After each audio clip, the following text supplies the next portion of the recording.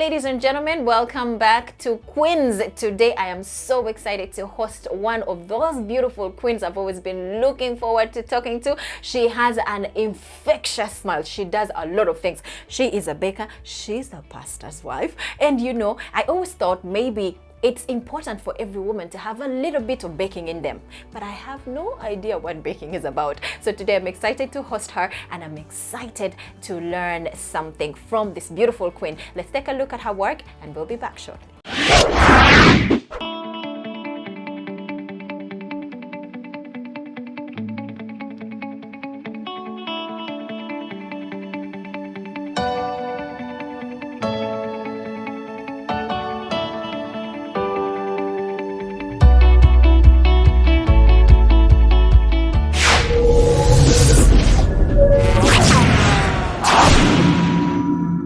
Welcome back from that short break. I know her work is amazing, isn't it? It is definitely amazing. So without wasting any more time, let's go straight to meet Sister Blessing. Hi, Sister Blessing. How are you, my darling? I am excellent. See her smile? I told you, see her smile. Come on, I stop. swear, you look absolutely beautiful. Every single time I see you, I just want to smile because you're smiling. How priceless. She's too kind. So nice to have you here, Sister Blessing. So please, I'm gonna ask you to introduce yourself to the crowd, like your full names and definitely where you come from. Okay, so thank you so much for having me on this lovely show. I'm excited to be here and to share my story. My name is Blessing Shoko. Wow. I'm from Zimbabwe. Ooh, yeah. Zim, zim, zim, zim. That's nice. Yeah, and I have been in Doha for the past 6 years plus, going on 7. Wow, so I literally am a local now. They should give me land. Yeah, same as me. They should give us land. We should agitate for yes, it. We should get our land. Yes. Okay. I don't know who we have to see, but we need to get it. I know. And how has Doha been for you? How is life in Doha as compared to life back home for you? Doha has been good. Doha has been good. Well, I was in Abu Dhabi before I came here, so it's pretty much the same thing. It's not so different. Yeah, I was in Abu Dhabi for like 3-4 years. So when I came here, it was just an extension of my stay in Abu Dhabi, really. And it's been good. It's really been good. I carry my own atmosphere. Amazing. I love that attitude. So whatever happens in whatever country, you don't care. Yeah. You just go on with what you want. Not moved. That's amazing. So baking. Oh my God. So why baking of all things? Why did you choose to start baking? What inspired you basically? Baking, I love sugar. Oh my God, you're not scared of, a lot of people get scared of gaining weight, so they don't even eat cake at all. Well, a little bit of everything is good for you. So I always eat, but not too much. Okay. And baking meant that I would be able to stay at home with my kids. Oh yeah. Yeah. Amazing. Same here. I wish I could stay at home with my babies. I know, right? I know, right? Yeah. When I moved to Doha, I just gotten married, and I made up my mind that whatever it is that I was going to do, I would have to have control of my time. And baking, I've always loved baking. Cake particularly, I love cake. Okay. So I knew this was for me. It was an opportunity for me to turn my hobby into a business. Amazing. And how easy has it been for you, especially because I mean Doha was not home for you until now. So how easy was it for you to start and getting clientele and you know? Okay, you know, when I started, like I said, it started off as a hobby. Yeah. It was a hobby that I just did, and I would give away the cake. I would always make cake for anyone and everyone who had a birthday. Oh wow. I was that lady. Yeah. For free? Free. Wow. Absolutely free. Okay. So these were the initial stages where I was trying to figure out where am I going to get clients. But the more I gave the cakes, the more people started asking for them. Of course. So when I started, I didn't know much about, you know, the business aspect, how to charge the cakes, you know, what amount I would have to charge, and, you know, putting the costs together and all that. That was not my thing. I would charge 50 reals for a cake, and my husband would be like, but you spent more than 50 reals. I know. But then you started it off as, you know, just a passion. Yeah. Just doing Yeah. something, and then just to see how it goes Exactly. in the long run. Yeah. So when I got to a point now where I'd made up my mind, Okay. this is going to be a business. Oh, wow. Then okay. I branded myself. I had been working on my recipes for a long time, and Amazing. I spent like a couple of years working on my recipes, perfecting them so that they could be commercial. You know, home baking is different from baking for business. It's different. Yeah. So I had to brand myself well. I had to really brand myself. That's good. And I even gave myself a name. Oh, wow. So what's the name of I'm it? Blessed Hands Inc. So the baking aspect is Blessy Bee and Bakes.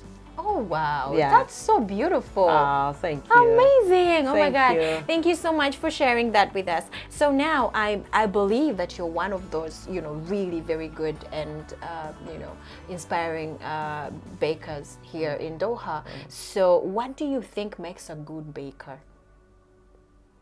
Yes, a good baker is as good as the ingredients they use. Oh, okay.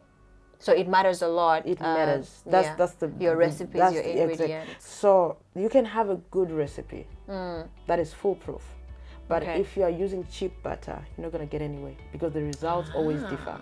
Yes. If you are not using the real So, thing, yeah. you will not get The the real quality thing. of the stuff that you use is Exactly. important Exactly. as well. And how are the prices for your cakes? Like for example, the cheapest of your cakes would be how much? That's a very interesting question. And I Yeah, always- because you know people would like to know. Okay, so if I have a small budget for my birthday, what should I? You know, I would like to order Okay, from her. okay. So yeah. So people will come to me sometimes and they're asking for a 1 kilo cake, and I say to them, I don't charge per kilo. I don't charge like that. Bring your budget, and I can tailor make something just for you to fit your budget. Exactly. Yeah. Of course, there's a starting point, but I can always make something within that budget range. So that means that I don't really turn people away. Okay. So you can do anything to try and literally give them what they would like to Exactly. have depending on their budget. Exactly. That's a very good thing. So you don't chase away your customers No. because they cannot afford No, what no, you no, That's a very good thing. Thank you for that. And then for sure, like in any other business, in any other, you know, there is always those kind of challenges that you face, you know, for example, here with the clients. What are some of Okay. the challenges you face in this business? Well, I've faced my fair share of them. You know, sometimes you get a client who is not particularly excited about the texture of the cake, Oh. or yeah. So they get do they get to decide, for example, sorry to take you back, do they get to decide on the flavors of the cake and you know the colors, and or how does it come? Sure. The client. So a client reaches out to me. The first thing I ask, what kind of a cake would you like? Any colors that we can use for inspiration? Do you have a picture? Okay. Describe exactly what you want, the texture, the sponge, what do you want? And then based on their description, I give them what they want. But then sometimes you get people who don't really know what they want. That's when we will sort of have a bit of an issue. Okay. When they cannot explain themselves well, and then what I eventually give them turns out not exactly what they wanted. When there is a bit of a communication challenge, that's where the problem is. But those are always, you know, solvable challenges. Just give you a free cake, you're good to go. Oh my God, she's a giver. I want to come to you for a free cake Come, right come, from come, here. come.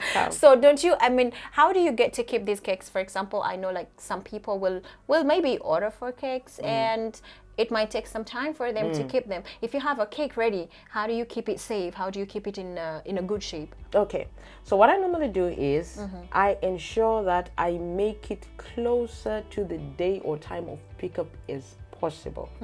I don't keep people's cakes in my fridge for long. I want it fresh. Okay, I want it fresh, makes as sense. fresh as possible. And then, if for any reason there's a delay in picking up the cake, we seal it well in a box and we put it in a fridge where it stays safe and, you know, And picture how perfect. long is safe? basically. How long is safe? For a cake, for example, maybe if I got stuck outside of Doha because of my job, if I got stuck outside of Doha and I was supposed to pick my cake maybe in a day's time, and I will come 4 days later. 4 days later. Would I still find 4 it? days later, I'll probably bake you another one.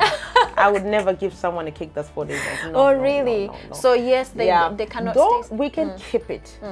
It can be kept in the fridge for up to a week. But it will not be as good as it was when it was baked. So I would rather give it to you fresh and you do the keeping yourself. You keep it in your fridge for as long as you want, or out there in a container somewhere for as long as you want. But when you pick it from me, it's fresh. Wow, that's amazing. This is literally taking, your clients first place, because you don't want to give them something substandard. Exactly. Right? That's amazing. That's Sister Blessing for you. So something else that I'm so much interested in, like, I know there's so many, especially young girls out there who are still figuring out what they should do in life. And, do you think cake would definitely be one of those things that somebody can, invest in and make a good career out of? Definitely. There's money in cake. Oh, wow. There's money in cake. Give us some. Give us some. Yeah. You put out a good product and you charge well. If you're putting out a good product, people will be willing to pay. So there is definitely some money in cake. Yeah, so for as long as you invest in quality and a good Quality. job, Quality. You can't ask for what you've not given. So you invest in the right ingredients, the best ingredients, and then you can charge well after that. Amazing. So one more question. Like, I'm very sure that you've been successful in doing this business from when you started. And what do you think for you has really been key? And what's your advice to someone out there who is maybe into the same business or wants to come into the same? How can they be successful in a business? My advice would be faith and patience. Oh, wow. Whatever is worth investing in requires faith and patience. And that does not only work in business, anything in life. Whatever is worth building will require a lot of faith and a lot of patience. Being able to tolerate delay without getting anxious or annoyed. Simple. So if you talk about faith in God, faith in yourself, faith in someone bigger than yourself. Someone bigger than yourself. And who better to have faith in than the one God who made you? Amazing. That's what I was looking for. I'm like, what do you mean faith? That's exactly what I'm looking for. And that's really amazing from you, Sister Blessing. We are blessed literally to have you share your story with us. And there's one thing that I've been looking forward to asking you, and now is the best chance I have to. Oh my. So I mentioned earlier that she's a pastor's wife, remember? And I go to the same church as her, so I'm blessed. And so how does it feel being a pastor's wife? How easy is it? I'm sorry, let's just, branch there a little bit. I want to hear. I'm curious. How does it feel? Being a pastor's wife is a blessing. Oh. You get to be trained in the things of God first before anyone else. You get to experience what goes on behind the scenes. There's a lot that goes on that we wouldn't necessarily know at first glance when we come to church. So I get to experience everything. I get to see the God. One of the things that I've learned over time is that it is not easy for the gospel to be accepted from someone you are familiar with.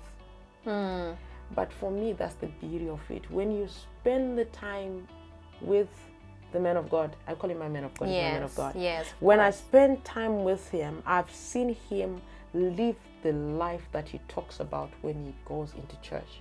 So when he's ministering, I testify, my spirit is testifying, that's true. That's true. I know, right? That's true. It's more like respecting the anointing on someone's life, regardless. You know them spiritually. It's a different thing altogether. Exactly. So being with Pastor, to the extent that sometimes when we're inside the house, we call him Pastor B. Yeah. Oh. Or for short, we'll call him PB. And your kids as well. Yeah. They call him Pastor. Yeah. So Or sweet. PB for short. We just call him PB, Pastor Brighton, Pibs. And do you get do you get people seeing you in a different picture sometimes simply because you're a pastor's wife and they have their expectations of you, like she's supposed to be this? Do you get those? Yeah, of course. People have an image which they have created in their minds, which they expect you to live up to. But at the end of the day, the one that is most important to please is the Lord. Exactly. In pleasing the Lord, everyone else will be pleased. Yeah. So people, because of different backgrounds, people have, Yeah. thoughts and imaginations. And at the end of the day, it is the picture that God has of me That matters. that matters, and it is what they eventually see, love, and respect. Oh, wow. I love that. And do you, by any chance, get your faith challenged because of the kind of business that you're doing as well? Of course, you get people tasting your patience. Remember, we're talking about faith and patience. Yes. You get people tasting you and what, but like, You're like, one of the things I've learned from being a pastor's wife is Yeah. receiving criticism with grace. Yeah. That's divine. Grace. That's divine, honey. So at any point in time, I was telling you earlier, whatever comes, whether it's good or bad, thank you so much. God bless you. And that's from the it. bottom of my heart, that you don't fight with anyone. Yeah. Who's You going leave to- it to God. Who is going to fight with you after you've blessed them? I tell you. Who is going to fight? Who will with fight you? a blessing? No. Oh my God, I love the wisdom from this woman of God. Thank you so much, Sister Blessing, for sharing your story with us. I'm just going to ask you for what your message would be to the public. Whatever else that you would like to share with us, please go ahead and tell us. What would I like to share? Yeah. That's a very good question. I mentioned it before, but I would like to emphasize on it. Please. Whatever you are doing in life, whatever is worth doing, have faith in God. Jesus is the answer to anything and everything. Amen. Have faith. Have faith. Yes, Don't give up. I Don't love to give hear in. this. Yeah. Don't give in. Fight. And in whatever situation that you're in, don't bow. In any fight, before the winner takes the trophy, Yes. one would have had to bow. So be that one that says, 100%. I refuse to bow. I refuse to be defeated. Yes.